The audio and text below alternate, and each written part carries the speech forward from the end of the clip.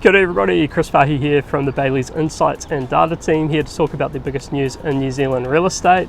Now obviously not filming at Bayleys HQ today, so I'm actually filming this in Honolulu in Hawaii, just on holiday with my wife, but figured I'd sneak in a quick bit of filming because it's always fun. So look, quick update on the Honolulu property market. So obviously tourism's a big factor over here. Visitor numbers are pretty much back to where they were pre-pandemic, just slightly lower at the moment. The other indicator which is interesting there is hotel occupancy.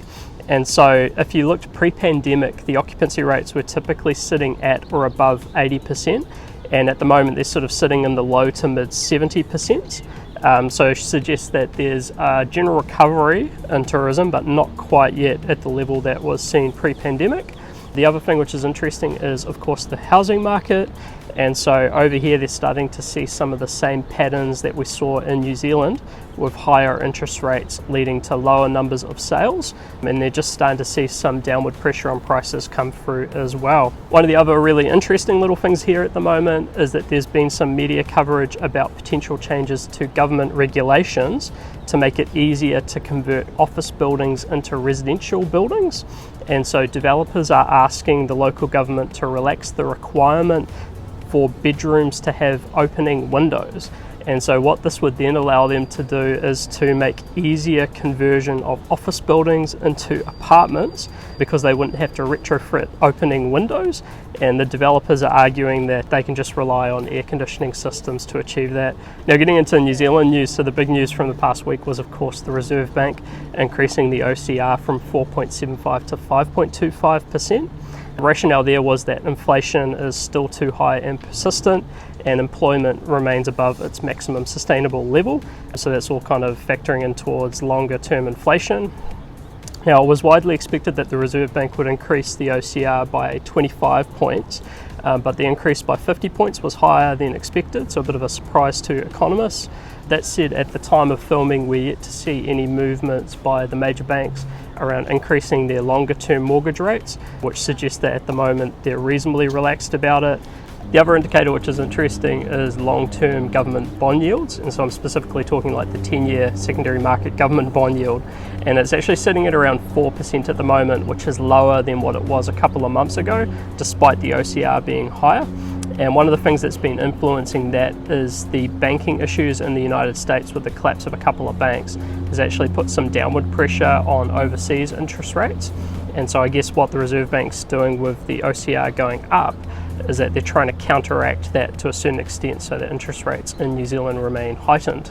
Now, the general view is that higher interest rates are unhelpful for property values. Two things to take into account. So one is that with long-term mortgage rates not yet increasing with that higher OCR, the effect might be muted of that extra 25 points. The other thing is that what the Reserve Bank's really trying to avoid is like an inflationary spiral where wages start to boost up in response to higher levels of inflation. And if those wages do increase, then we'll start to see pressure come back on rents and house prices because people will have higher incomes.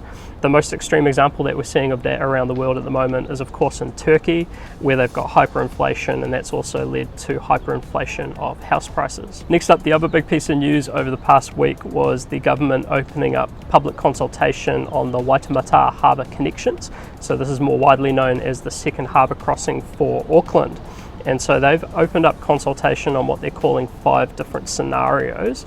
Each of the scenarios has different combinations of routes, structures and modes of transport. So things like bridges, tunnels, whether it's got road vehicles, light rail, active transport. So quite a wide range of scenarios that they're looking at.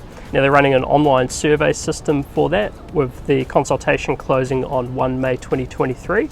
And this is part of the government's wider announcements about kickstarting that before 2029. Now, finally, to wrap up this video, I've got the property of the week. So we've got 2 properties this week. So first off, we've got 16 Kingfisher Grove and Greenhithe in Auckland. So this is the ultimate elevated waterfront position. It's a brand new luxury home sitting on 790 square meters. It's got 5 bedrooms, 4 bathrooms, 3-car garaging and a swimming pool. Stunning architecture, high-end finishes and great water views. If you want to learn more, you can contact Elsa MacArthur, Jeff Wagg or Mike Hotchins from the Bayleys Coatesville and Bayleys Long Bay teams. And then the second property from Unker and EOS back home is 68 Garden Road in Merivale in Christchurch. And so this is an architectural masterclass. It's got 4 bedrooms, 4 bathrooms, sitting on 1,082 square metres, designed by Tim Dagg from Shepherd Route Architects. It's got an award-winning kitchen by Davinia Sutton, vast entertaining options including a pool house. And if you want to learn more, you can contact Sarah Eastman or Chris Jones from Bayleys Christchurch. With that said, we'll wrap it up here. So I hope you're going great, and we'll see you next time. See ya.